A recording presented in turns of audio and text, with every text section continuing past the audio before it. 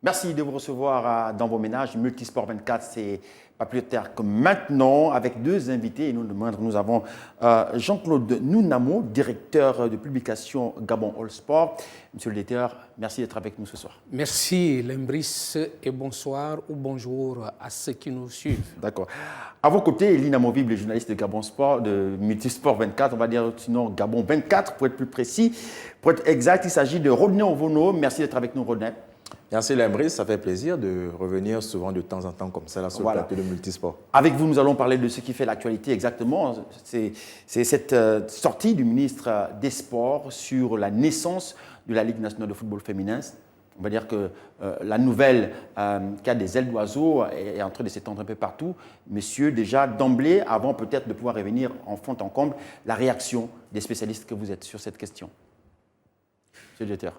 Oui, je vais dire tout de suite que c'est une décision qui ne surprend pas surtout ceux qui sont dans ce monde du football féminin, parce que c'est un projet qui avait déjà été mis sur place, sur la table d'Nganzas, et qui a traîné, on ne sait pas pourquoi ça a traîné. Donc moi, personnellement, je ne suis pas surpris que cette décision tombe aujourd'hui. Rodney, qu'est-ce qui peut expliquer justement la sortie du ministre des Sports sur cette question? Je crois qu'il faut dire qu'après Nganjas, donc, le dossier a traîné. Il y a eu les assises du football en mai 2021 où il fallait poser les bases d'un nouvel environnement du sport, notamment du football gabonais. Et il y avait eu cette sous-commission-là sur le fameux football féminin, et il y avait la création de la Ligue nationale de football féminin. Aujourd'hui, je crois qu'après après la transition liée à la Covid-19, où il fallait nécessairement enregistrer les équipes il fallait avoir des équipes pour la Ligue des Champions ou la Coupe de la Confédération africaine de football. Je crois que les autorités se sont dit, avec l'engouement autour de la Coupe d'Afrique des Nations féminine, l'ajout de nouvelles places, parce qu'on a quitté d'un format où on avait 8 équipes à un format où on se retrouvait aujourd'hui avec une douzaine d'équipes. Donc, il y a de la place pour le Gabon. Le Gabon a joué le dernier tour des éliminatoires de la Coupe d'Afrique des Nations. Mais malheureusement, on s'est retrouvé dans une situation où on n'avait pas nécessairement les jambes pour affronter les meilleurs. Aujourd'hui, je crois que la nécessité, c'est maintenant que le football a changé. Aujourd'hui, on n'a pas nécessairement, les filles n'ont pas nécessairement le même calibre que les garçons, mais le football féminin devient attractif. Il est nécessaire donc de mettre les jalons pour que les choses se fassent. Depuis 2019 et la Coupe du Monde en France, qui est l'une des plus belles Coupes du Monde féminines, je crois que tout le monde regarde désormais le football féminin sous un autre angle. Alors, messieurs, pour revenir justement sur cette question, la tutelle acte donc la mise en place de cette plateforme. Juste derrière, on reviendra donc pour le commentaire. Regardez cet élément.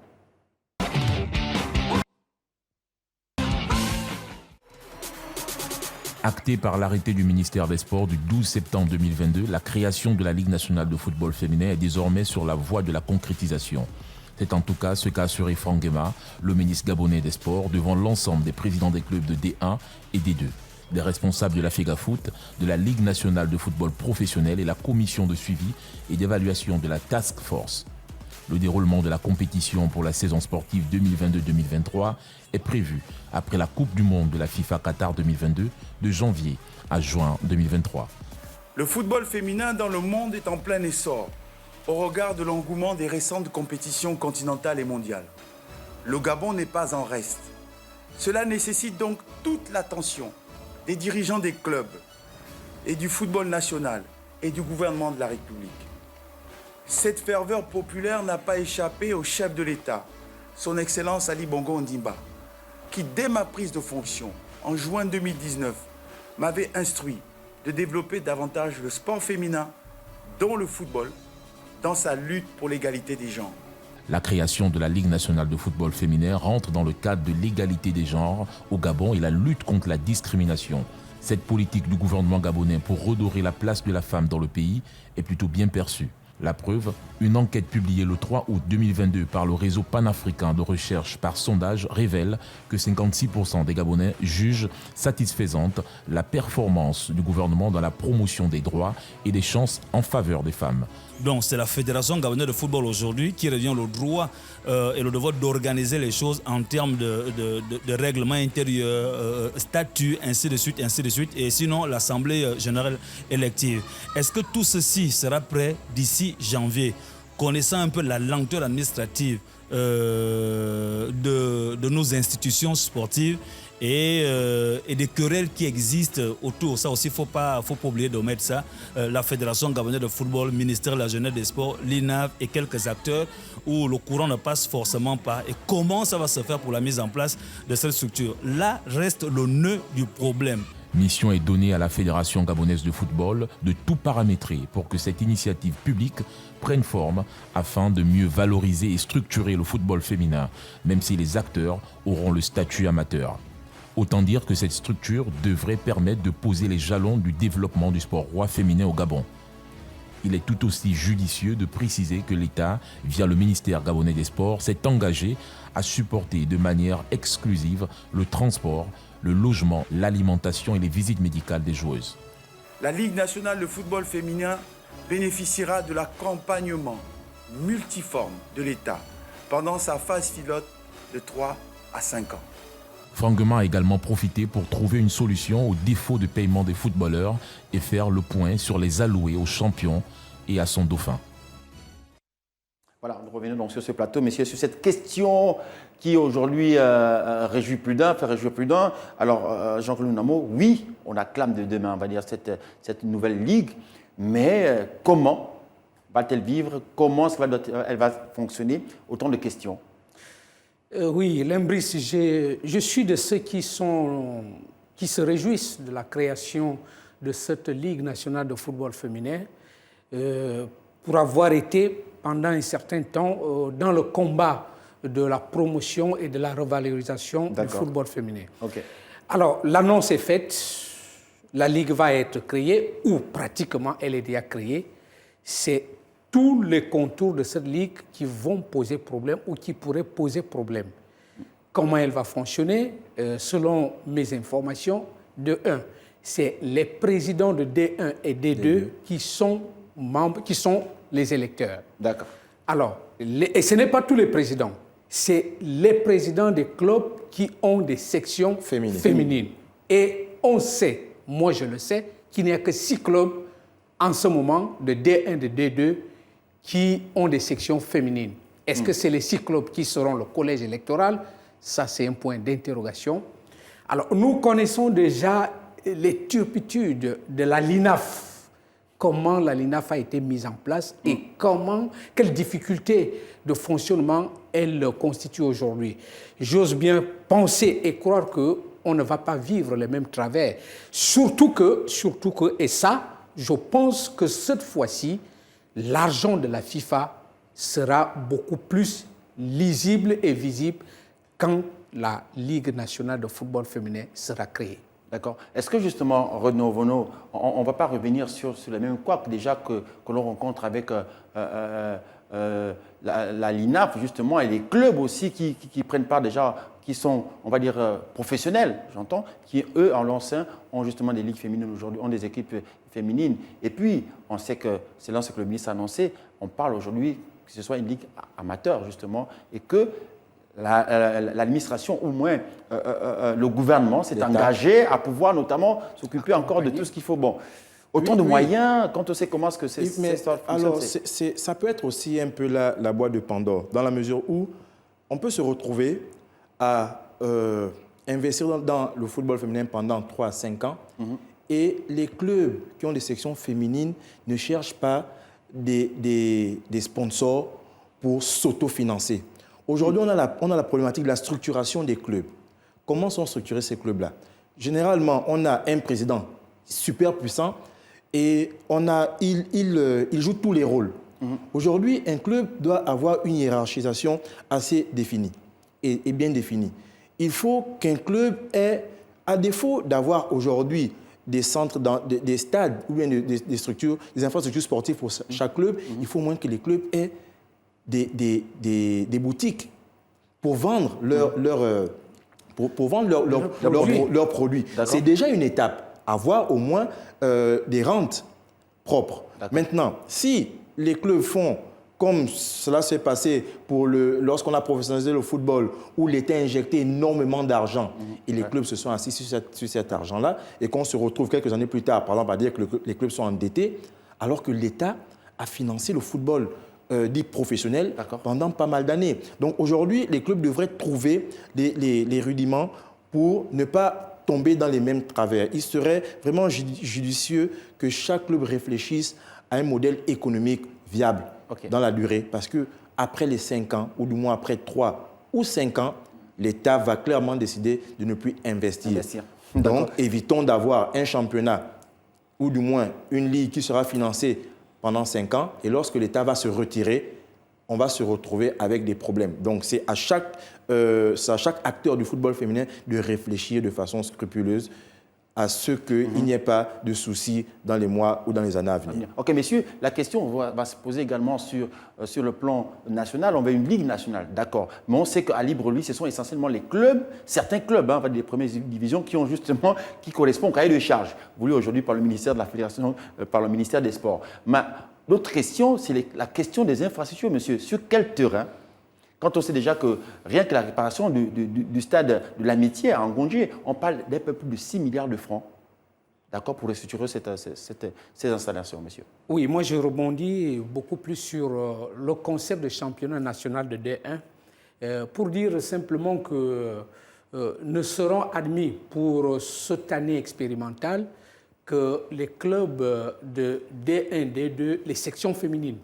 Alors, l'Imbris, ce qu'on doit dire, et c'est cette vérité-là parfois qui fait mal, c'est qu'en dehors de l'estuaire, dans une certaine mesure, l'Ogooué maritime et le Wallentem, le football féminin ne se joue pas dans une autre province. Et que dire justement de cette compétition dont mise en place par la fédération du côté de Tchibanga?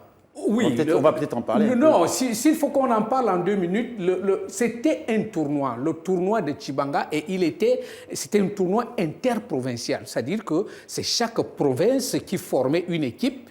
Et ça jouait l'Anyanga, parce qu'on appelait l'Anyanga l'estuaire 1, l'estuaire 2, l'Ogooué maritime. Ce n'étaient pas des équipes proprement dites en tant que telles. Non, c'était un championnat interprovincial.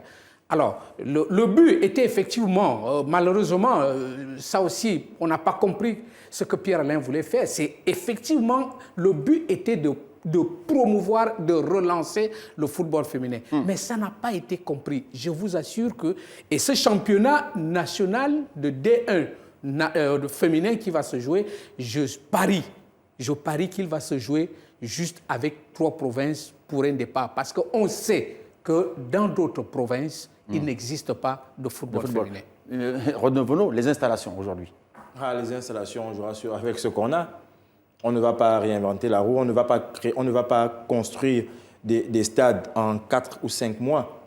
On va donc jouer avec les infrastructures que l'on aura. Maintenant, comme il faudra ajouter encore le football féminin au championnat masculin, ce sera aux autorités donc, en charge en charge du football donc féminin et masculin de mettre en place un calendrier pour ne pas se chevaucher. Parce que, vous savez, il y a eu cet imbroglio-là en basket. Lorsque le CSU Basket on devait jouer un match et que la Ligue de l'SUR de basket devait également jouer une rencontre à la même heure, au même endroit. Donc il faut éviter ces imbroglios-là. Je crois qu'il faut mettre en place un calendrier qui devrait permettre à tout le monde de jouer. Mais malheureusement, on va jouer sur les mêmes infrastructures sportives, sur le même stade, et on va peut-être accélérer la détérioration de ces infrastructures-là. Donc ça permet de réfléchir sur également la mise en place, la construction des infrastructures sportives. D'accord. Mais si on a également relevé au cours de la sortie du ministre des Sports les questions inhérentes justement au quota en ce qui devait revenir au champion et son dauphin, mais aussi et surtout l'élection, notamment du président de l'association de clubs de première division D1DE. Et on écoute donc sur ce reportage et on revient justement pour les commentaires derrière. Regardez. La rencontre qui aura duré 4 heures d'horloge entre Fangema et l'ensemble des acteurs de football gabonais a été mise à profit pour mettre au goût du jour la question des paiements des salaires des joueurs, mais également statuer une bonne fois pour toutes sur la prime devant revenir au champion et à son dauphin, sans oublier la question de l'élection du président de l'association des clubs de première et deuxième division du Gabon. L'élection de l'association des clubs de première et deuxième division n'aura pas lieu du fait que nous, les présidents des clubs, nous sommes d'abord respectueux de nos propres textes et nous avons sorti nos textes. Notre bureau a été élu le 24 novembre 2018 et c'est une Olympiade. Vous comprendrez bien que c'est le 24 novembre 2022 qu'il va prendre fin. S'agissant de l'élection de nouveau président de l'association des clubs de première et deuxième division, il faut revenir aux fondamentaux. La récompense du championnat, c'est 80 millions et 20 millions. 80 pour le champion, 20 millions pour le vice-champion. Et le champion du championnat joue la Champions League. La Coupe du Gabon est une compétition de souveraineté qui est organisée par la Fédération gabonaise de football. C'est le vainqueur de la Coupe du Gabon qui représente le pays en Coupe de la CAF. En réalité, depuis un bon bout de temps, puisque la Coupe du Gabon ne se joue pas, on a substitué le vainqueur de la Coupe du Gabon au second du championnat. Donc, les montants sont clairs dès le départ. C'est 80-20. Cette élection très attendue devrait sans nul doute ramener de la sérénité au sein de cette association, souvent sujette à quelques conflits d'intérêts entre cadors et être en phase avec les résolutions de la Task Force dont mission avait été donnée de dépoussiérer et assainir le milieu footballistique du pays. À l'émission, on revient toujours sur ce qui fait débat aujourd'hui, la question des salaires et la question des quotas. On en parle toujours. La question est revenue justement au centre du débat avec le ministre. Messieurs, là encore, c'est vraiment dramatique, s'il faut parler ainsi, de revenir sur ces questions de salaire, les joueurs aujourd'hui qui sont payés en retard. On a dû comprendre qu'avec le ministre, ce n'est pas souvent la tutelle qui est quelquefois qui a quelquefois tort, mais c'est parfois les présidents des clubs qui, en retard, procèdent de façon un peu douteuse pour faire en sorte que la settlement arrive en retard. Je crois que nous sommes encore loin du professionnalisme. Parce que lorsqu'on met une structure sportive ou une association sportive, soit-elle un club, il y a tout un dispositif qu'on met en place. Lorsqu'on recrute un joueur, on le recrute sur une base bien établie, le contrat le précise. Alors, je n'arrive toujours pas à comprendre comment on a ce problème. Bon, les arriérés, pas forcément des arriérés, mais on s'est bien rendu compte à un moment donné que cela est dû aux lenteurs administratives ou à l'amateurisme des présidents des clubs. Parce que certains ne sont pas préparés, surtout les présidents. Beaucoup, oui, mais effectivement, le problème, c'est que l'argent, dans un passé récent, l'argent des salaires étaient virés dans le compte du président qui en faisait parfois ce qu'il voulait. Ils étaient des petits rois. Ouais. Mais à partir du moment où on leur a dit, bon, écoutez, désormais, étant donné que c'est l'État qui paye tout le monde, nous allons désormais virer. Il y a même des moments où on s'est dit c'était volontaire parce qu'ils se sont dit certainement que non, nous on a créé nos structures, nous sommes les responsables du fonctionnement de nos structures, mais quand vous voyez de près, il y a beaucoup de mauvaise gestion dans ce qui se lit en profondeur là. Désolé, mais je pense que c'est beaucoup ça. Ok. René, mais comment comprendre que des individus fut-il responsable de clubs, des cadors comme on les appelle, puissent prendre une telle décision pour dire, bon écoutez, nous on veut changer les règles de là, plus de 80-20, mais on parle de 60-40. Comment comprendre que des gens... Bon, après, n'étant pas dans le secret des dieux, je crois qu'ils ont leur raison. Mais prendre de telles décisions et ne même pas en informer ou du moins mettre à l'écart le président même de l'association des clubs, des clubs professionnels du Gabon, c'est quand même une faute grave. Maintenant, je crois qu'il y a des décisions que l'on prend en Assemblée générale. Il y a aussi des décisions qui se prennent conformément aux statuts et règlements, même au texte, selon le ministère des Sports. Aujourd'hui, il y a un problème, par exemple, qui se situe là, c'est que le deuxième du championnat national ne joue pas la Coupe de la Confédération africaine de football. La Coupe du Gabon étant une compétition statutaire, c'est donc le vainqueur de la Coupe du Gabon qui va à la Coupe de la Confédération africaine de football et c'est le vainqueur du championnat qui joue la Ligue des champions. Comme le disait le président dans le reportage, aujourd'hui, on se rend bien compte que depuis quelques années, depuis que la Coupe du Gabon ne se joue pas, pour compléter la liste des équipes qui vont en compétition africaine interclub, eh bien, on choisit le deuxième championnat. Mais ce n'est pas normal. Ailleurs, on prend le premier ou le deuxième qui vont en Ligue des champions et on prend le vainqueur de la Coupe qui va donc en Coupe de la Confédération africaine de football. Je crois que c'est des choses qu'il faut revoir. La Coupe du Gabon étant la compétition de la FEGAFOOT, c'est à la FEGAFOOT de prendre toutes les dispositions nécessaires pour que dès l'année prochaine, ou du moins dès la saison 2022-2023, la Coupe du Gabon se joue de nouveau pour qu'on soit de nouveau dans le moule. Donc, vainqueur du championnat Ligue des champions, vainqueur de la Coupe du Gabon, Coupe de la CAF. Allez, messieurs, on va donc mettre cela en discussion sur ce plateau. Qui pour diriger cette nouvelle Ligue nationale féminine? Il y a des noms qui circulent. Il y a pas mal de noms qui circulent quand même.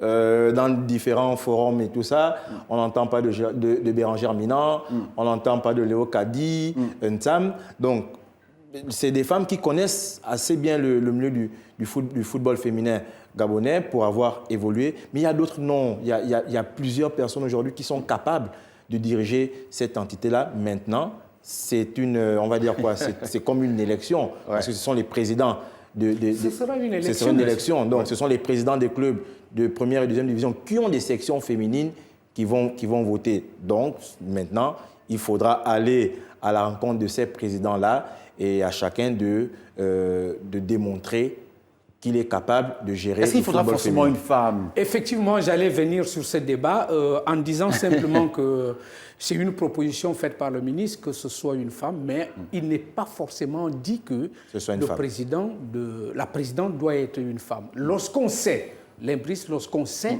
que tous ces noms qui circulent dans les réseaux sociaux ont un passé à la commission football féminin de la fédération. Et c'est généralement un passé négatif, un bilan négatif. Alors, si c'est les mêmes noms qui reviennent pour diriger la Ligue nationale de football féminin, je vois déjà l'échec venir. Et c'est pour cela que je suis de ceux qui pensent que si un homme a un bon projet, un bon manager, je crois que les présidents des clubs de D1, D2 feront mieux de le prendre, de le choisir. Et puis il faut du sang nouveau, il faut un sang neuf, il faut des personnes, une personne qui apporte quelque chose de nouveau, pas du déjà vu. Parce qu'aujourd'hui, l'objectif pour nous, c'est d'atteindre un certain niveau. C'est de retrouver, c'est d'aller en Coupe d'Afrique pour la première fois. On a pu avoir un peu, on a pu voir ce que ça pouvait faire sans championnat, sans avoir une structuration claire du football féminin. Mais imaginez-vous si aujourd'hui, on met en place cette structure-là, on peut faire des merveilles. Monsieur, revenons un peu par rapport à ce qui se fait ailleurs, même nos voisins d'à côté en Guinée équatoriale. Mais voilà, et comment justement, peut-être pour mettre fin à cette discussion, est-ce qu'on ne peut pas copier ce qui est bon ailleurs pour pouvoir faire quelque chose de bien dans le pays? Ça ne devrait pas faire honte à qui que ce soit de prendre ce qui est bon chez l'autre et qu'on l'amène chez soi. C'est tout à fait normal et c'est pour cela que je parlais de manager. Moi, je sais, par exemple, si je ne prends qu'à côté, au Cameroun, le manager, le sponsor officiel du National Foot féminin, c'est Guinness. Dans tous les pays, il y a ces partenariats existent. Je pense que ce qui réussit chez les autres devrait obligatoirement nous interpeller et aller le voir chez les autres. Merci, monsieur. Donc, la discussion continue bien évidemment chez vous, messieurs. C'est ainsi que se referme donc cette discussion. On se retrouve dans le cadre de la deuxième partie dans un instant.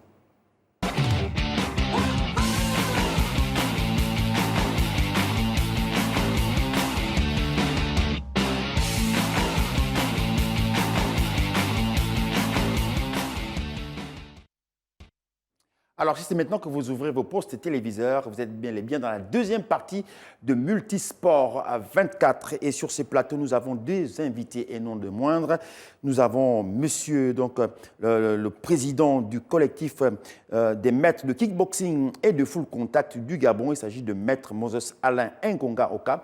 Monsieur le Président, bonjour et merci d'être avec nous. Voilà. Bonjour à vous. Merci à Gabon 24 qui nous offre ce tremplin pour nous exprimer. Merci. D'accord. À vos côtés, nous avons un autre maître. Il s'agit de maître Jean-Christian Makaya. Maître Jean-Christian Makaya est directeur technique du collectif. Maître, merci d'être avec nous. Merci également. Bonjour et bonjour à vous. D'accord. Alors, Monsieur le Président, ce collectif existe depuis quand exactement? Bon, il faut déjà partir du principe que le collectif qui compose à son sein, ou qui est composé des pratiquants gradés ceinture noire, existe depuis 2010. En fait, c'est un mouvement qui est parti de manière spontanée par rapport à un constat qu'on avait fait de l'ancien président, effectivement, qui ne fonctionnait pas bien par rapport aux revendications des athlètes. Hein. D'accord. Et après, nous nous sommes dit, ben bon, étant donné que nous sommes dans un cadre, dans un pays de droit, qu'il fallait plutôt rendre ce mouvement en action associative pour lui doter justement d'une personnalité juridique.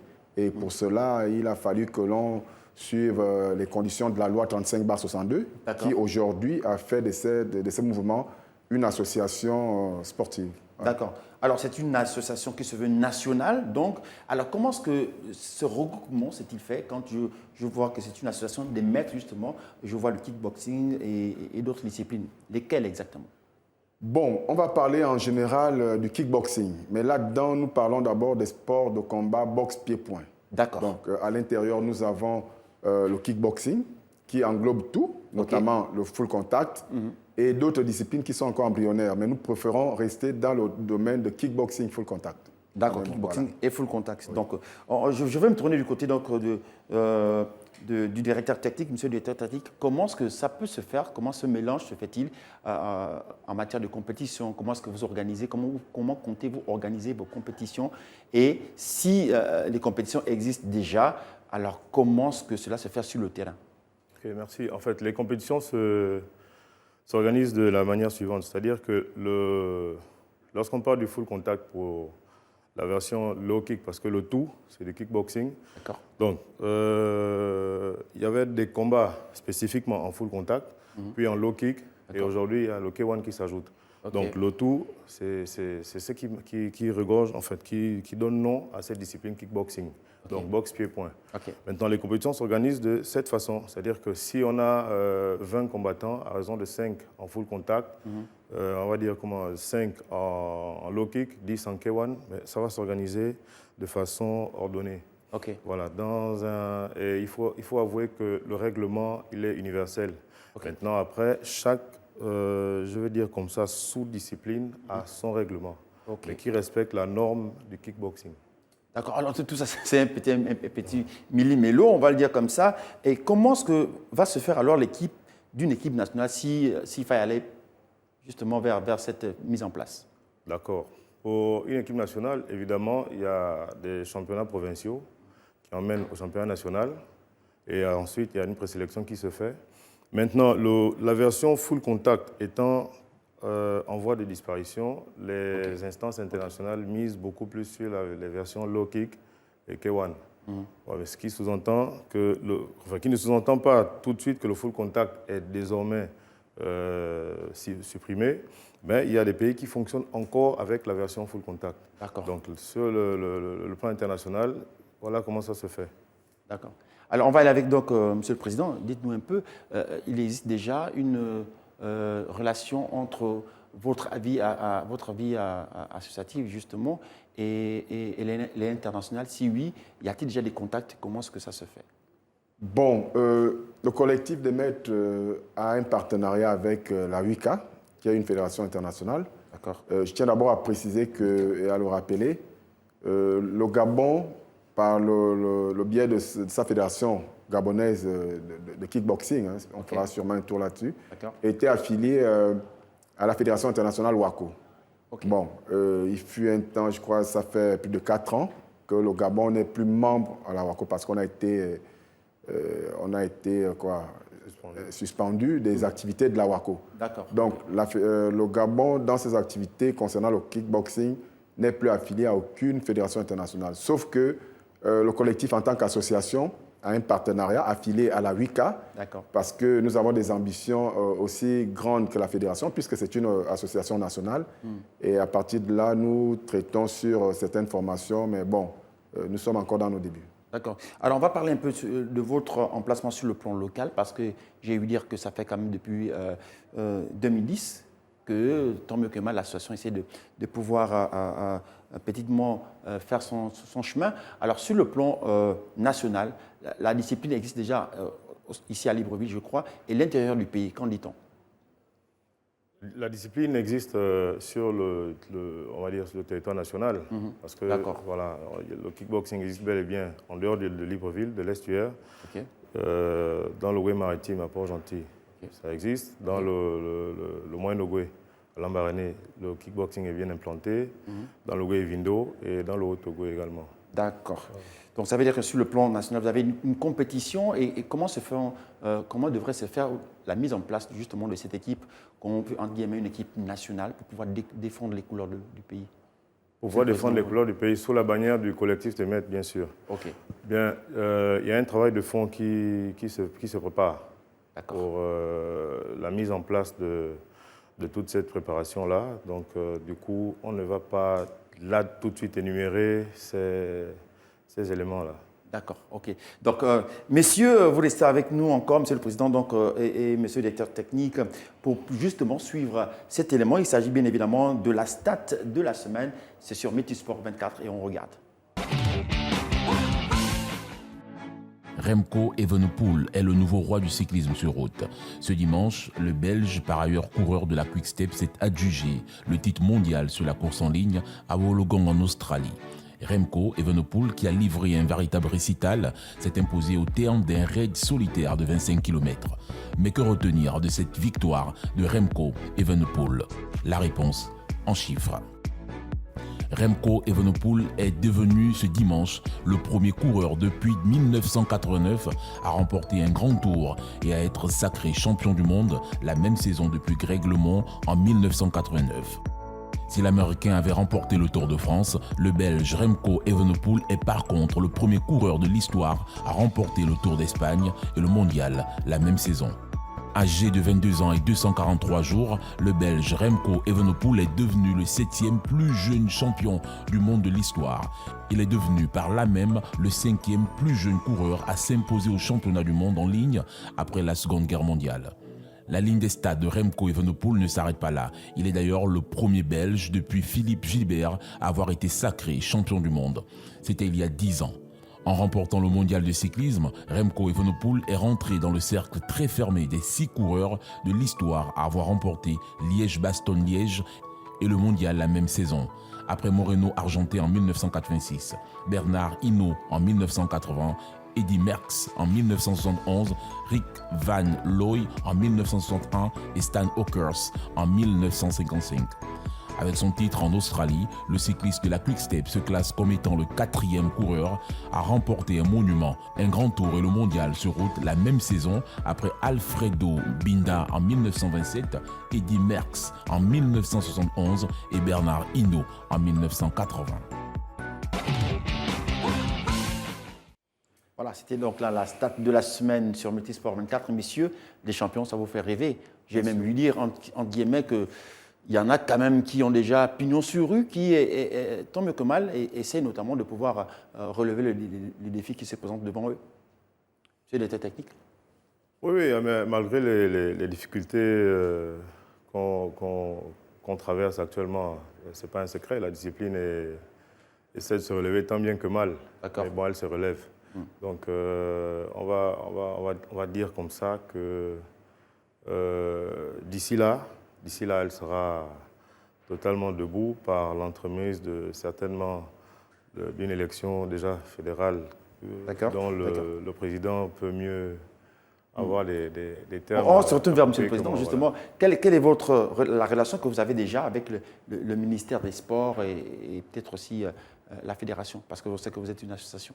Bon, je dirais qu'avec le ministère, nous sommes dans les normes. On reprend au normatif parce qu'aujourd'hui, l'association est dotée d'un avis technique. D'accord. Donc, on travaille dans les normes.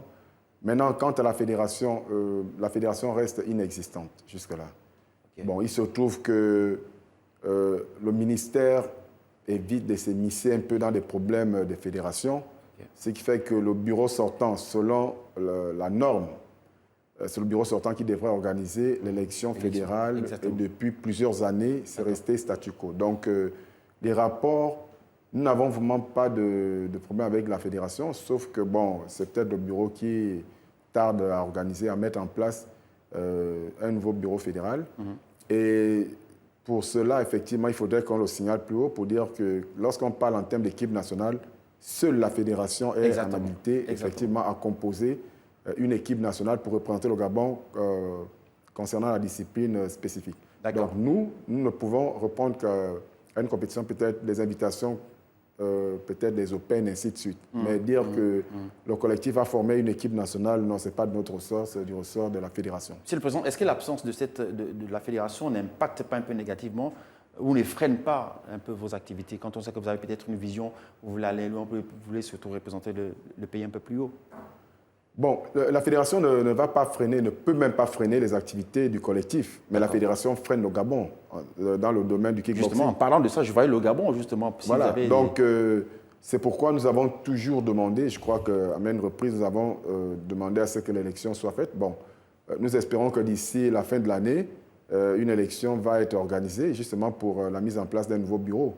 Mais cela n'empêche que nous, en tant que collectif, et avec la Ligue, par exemple, de l'Estuaire, que nous puissions mener nos activités. La preuve est que bon, nous avons l'ouverture de saison le 1er octobre, le samedi 1er octobre, et cette ouverture de saison se fera à l'ancien hôtel Dialogue. Et à partir de là, nous allons programmer sur les 15 jours des événements, effectivement, qui vont nous permettre de promouvoir notre discipline et de mener des actions aussi fortes comme nous l'avons toujours fait. D'accord, Monsieur le Président, on sait que c'est une association. Comment est-ce qu'elle vit, votre association, justement?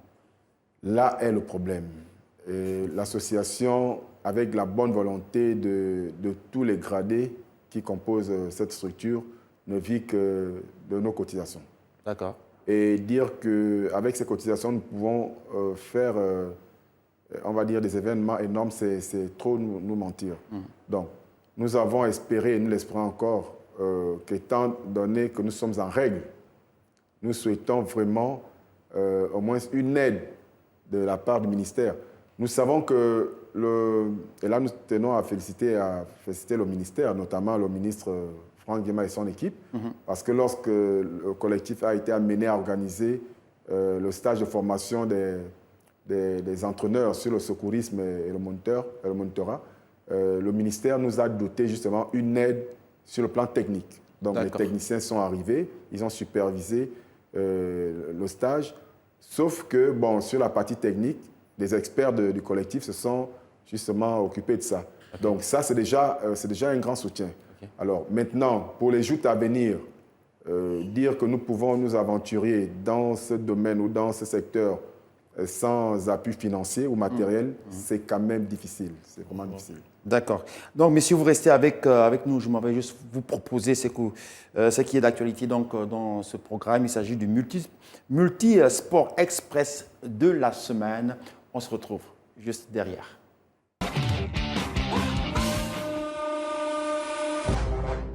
Après avoir disputé vendredi soir en double son dernier match de sa carrière professionnelle à Londres, avec à ses côtés Rafael Nadal comme il le souhaitait, Roger Federer est tombé dans les bras de l'Espagnol avant de saluer Frances Tiafoe et Jacques Sock qui les ont battus 4-6, 7-6 et 11-9, un résultat qui referme la carrière du Suisse sur un super tie-break. À bientôt 38 ans, Eliud Kipchoge a livré une course magistrale ce dimanche à Berlin et a écrit une nouvelle page de sa légende en battant le record du monde du marathon, le portant à 2h, 1 minute et 9 secondes. 30 secondes de moins que sa marque de 2018. l'Afrique a désormais sa tutelle de MMA. En effet, comme l'a annoncé l'IMMAF, ce 22 septembre, la Confédération africaine des arts martiaux mixtes a été créée le 18 septembre 2022 par les différentes fédérations nationales du continent affiliées à la Fédération internationale de MMA. La MMAC, qui compte 19 membres fondateurs, aura pour but de faire progresser le développement du MMA en Afrique et de soutenir la poursuite de la reconnaissance par l'organisme international du mouvement olympique. Face à une équipe moyenne de Bolivie, les mondialistes sénégalais n'ont pas eu besoin de trop forcer leur talent pour s'imposer 2-0 au stade de la Source d'Orléans en France. Mais à 2 mois de leur premier match face aux Pays-Bas, on se demande bien quels enseignements les Lions du Sénégal vont pouvoir tirer de ce match amical face à la Bolivie, tellement l'équipe sud-américaine a paru très en dessous des champions d'Afrique qui l'ont choisi comme sparring partner en vue de leur 3e rencontre de la poule A face à l'Équateur. Voilà, Mutus Sport Express de la semaine avec bien évidemment notre équipe technique, monsieur. Ça fait rêver tout simplement. On a vu ce reportage donc, qui parle un peu du MMA. C'est un peu très proche de ce que vous faites aujourd'hui. Alors, monsieur le directeur technique, je sais qu'à part des moyens financiers dont venait de faire état le président, il y a aussi les moyens techniques. Donc, je parle de tout ce qu'il faut pour un athlète de pouvoir véritablement boxer comme il se faut. Est-ce que là aussi, l'association se dote des moyens techniques pour pouvoir mettre à l'aise les athlètes? Mettre à l'aise un athlète, c'est comme disait le président tout à l'heure, c'est-à-dire qu'il y a des prérogatives qui relèvent de la fédération directement. D'accord. Notre association n'a pas, comme il l'a si bien dit, les moyens appropriés pour mettre à l'aise un athlète. Mais qu'à cela ne tienne, nous, instructeurs, on se bat pour essayer de faire le minimum dans nos salles et dans nos différents événements. D'accord. Peut-être revenir essentiellement sur l'arbitrage, puisqu'il s'agit de plusieurs disciplines qui se retrouvent. Est-ce que dans le domaine de l'arbitrage également, il faut des connaisseurs, il faut des gens qui s'y connaissent, qui ont un peu la maîtrise de ces disciplines-là? Comment est-ce que vous vous en sortez de ce côté? Oui, l'arbitrage dans certaines disciplines ne nécessite pas forcément des prérequis sur la discipline. Dans le cadre du kickboxing, un arbitre n'est pas contraint de pratiquer à 100% la discipline comme nous on la pratique, mais qu'il ait au moins des prérequis, c'est-à-dire qu'il sache au moins qu'il ait des bases, de façon à mieux juger, sinon faire le décompte des points lorsqu'il note un combat. Pire encore, l'arbitre central. Parce qu'après, s'il n'a pas pratiqué la discipline, ça va être difficile pour lui d'arbitrer deux pugilistes qui s'affrontent. Alors, Monsieur le Président, sur cette affaire-là, les terrains requis ne posent pas problème. Vous n'avez pas là des questions, des installations pour pouvoir faire les combats. Ça ne se pose pas, non, Monsieur le Président? Bon, les tatamis, tout ce qu'il faut. Vous savez, c'est dommage, mais il va falloir, comment dire, dénoncer la réalité. Dénoncer en fait les mots cachés. Okay. La fédération de kickboxing, on va dire, dans sa première formule de full contact, existe depuis 2004. Okay. La fédération n'a jamais eu de siège. Et cette fédération a rebondi avec une dénomination par rapport à l'actuelle, puisqu'on vous dit que c'est le kickboxing qui, effectivement, sur le plan planétaire, prime. Okay. En tant que fédération de kickboxing, il n'y a toujours pas eu de siège. Donc, vous parlez d'une salle nationale, c'est grave. C'est vraiment très grave. Donc, ce qui fait que, étant donné que c'est un sport de combat boxe, mais ajouté au point, nous rapprochons toujours de nos frères qui font de la boxe anglaise. D'accord. Et avec qui, de fois, certains font même la conversion. Comme chez nous, certains peuvent faire la conversion quand il s'agit, parce que nous sommes des combattants. D'accord. Et du coup, c'est justement la salle nationale de boxe qui nous offre souvent cet espace-là lorsque nous voulons organiser des grandes compétitions, des grandes manifestations. Okay. Et justement, le collectif a décidé cette année, comme action forte, de rendre un hommage mérité, d'abord à la salle elle-même, par l'action que nous allons mener sur une opération coup de poing, c'est-à-dire réfectionner, si possible, cette salle avec le peu que nous pouvons disposer. Parce qu'il faut reconnaître que s'il n'y avait pas de ring, le kickboxing ne peut pas se pratiquer tout le temps sur le tatami. Il faut un ring. Et du coup, le seul endroit où nous disposons de ce ring-là, c'est la salle nationale de boxe. Et encore, merci pour ce président fédéral qui, effectivement, nous offre cet espace. D'accord. Alors, avec vous, on a abordé la question des règles, messieurs. On va parler des règles d'une autre discipline que vous connaissez très bien. Il s'agit bel et bien du karaté. Tout de suite, règles de sport. Regardez.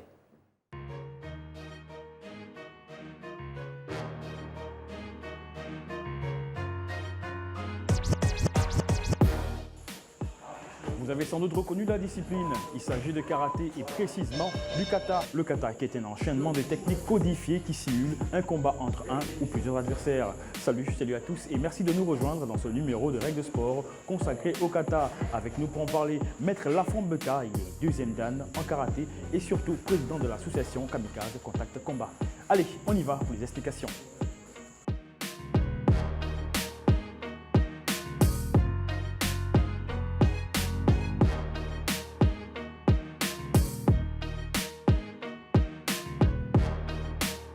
Le kata, ce sont des techniques de karaté codifiées. Le kata, c'est le secret du karaté. Le kata, c'est la mémoire du karaté. Et le kata, c'est l'essence même du karaté. S'il n'y a pas kata, il n'y a pas karaté.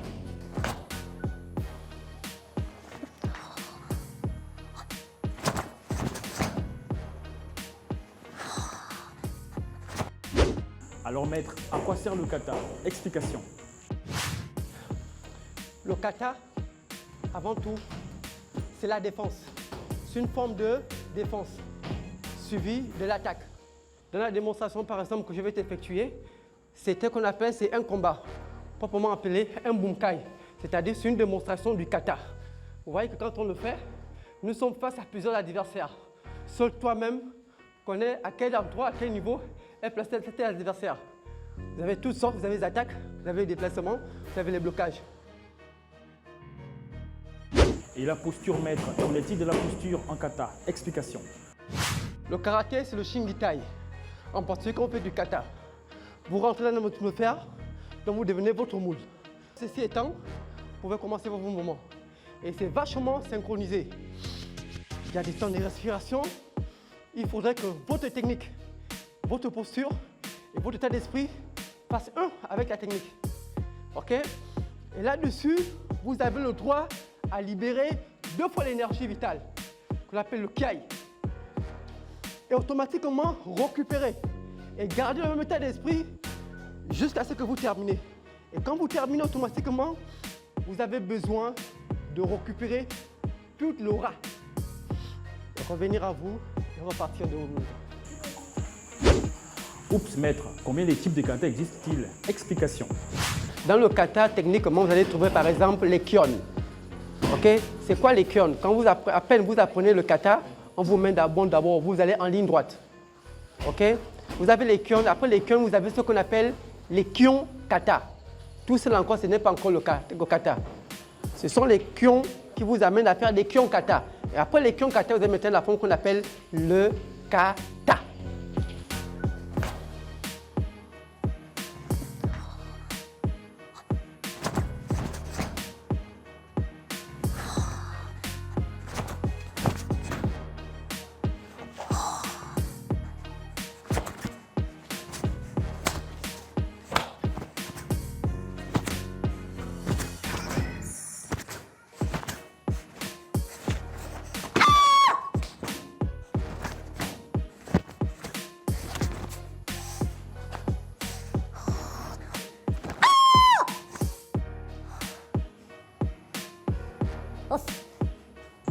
Voilà qui est dit, voilà qui a été longuement expliqué par Maître Beka Lafont, le président de l'association Kamikaze Contact Combat.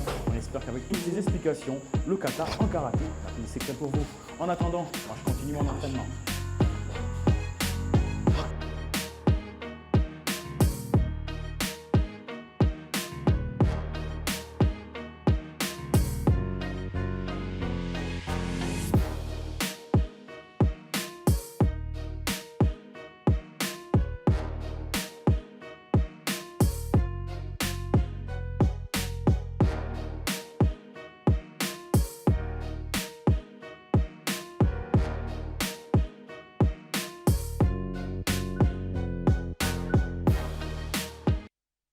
Voilà, règles de sport, hein, signées de notre spécialiste maison Andy Sono, Lokata, bien évidemment, en karaté. Alors, messieurs, on n'aura peut-être pas le temps de tout aborder aujourd'hui. Qu'est-ce qu'on peut dire en guise de conclusion concernant, bien évidemment, cette association aujourd'hui? Dire que l'association est en forme. D'accord. C'est une structure qui vit et qui, effectivement, a pu relever le défi que la fédération n'a pas pu. Nous savons que sur le plan national, la fédération a vraiment maximisé sur la promotion du kickboxing, ça nous le savons, mais n'est pas allé au bout de la logique par rapport à sa mission régalienne. D'accord. Et le kickboxing, le collectif des maîtres de kickboxing doté, composé des gradés ceintures noires, c'est-à-dire avec une compétence technique et juridique, fait le relais de ce que la fédération n'a pas pu terminer.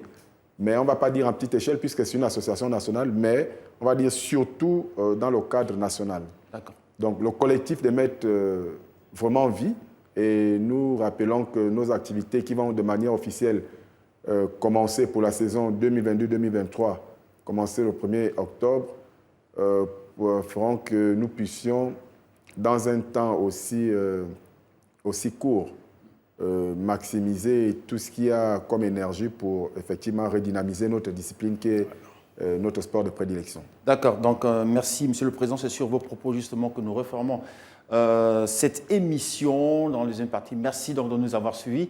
On prend rendez-vous avec vous très prochainement, en mêmes heures, c'est sur Gabon 24, nulle part ailleurs. Ciao, ciao, bye bye, au revoir et à la prochaine.